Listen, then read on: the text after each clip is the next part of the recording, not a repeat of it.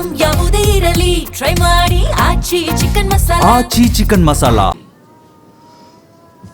ಪರತತ್ವವನ್ನು ಬಲ್ಲ ಪಂಡಿತನು ನಾನಲ್ಲ, ಹರಿನಾಮ ಒಂದುಳಿದು ನನಗೇನು ತಿಳಿದಿಲ್ಲ, ನನಗೇನು ತಿಳಿದಿಲ್ಲ. ಮಾನವ ದೇಹವು ಮೂಳೆ ಮಾಂಸದ ತಣಿಕೆ. ಇಷ್ಟೇ ಜೀವನ. ಧನ್ಯವಾದಗಳು.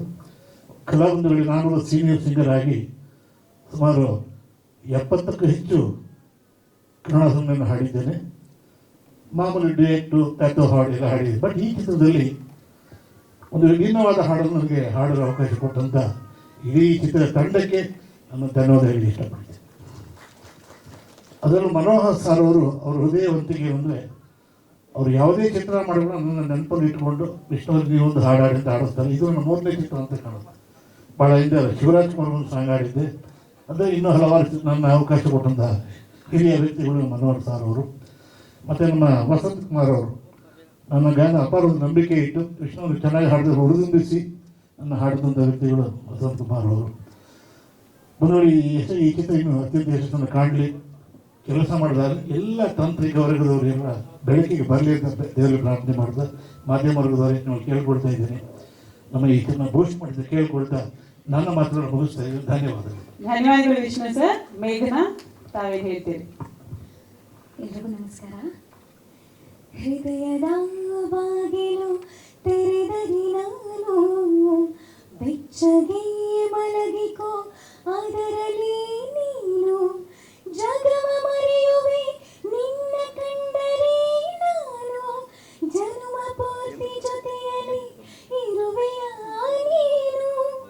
ಹೃದಯದ ಬಾಗಿಲು ತೆರೆದರೆ ನಾನು ಒಳಗಡೆ ನಗುತ್ತಲೇ ನೆಲೆಸಿ ನೀನು. ಇವತ್ತು ಈ ಚಿತ್ರಕ್ಕೆ ನಾನು ಈ ಹಾಡನ್ನು ಹಾಡುವ ಹಾಗೆ ಸಿಕ್ಕಿದೆ ನನಗೆ.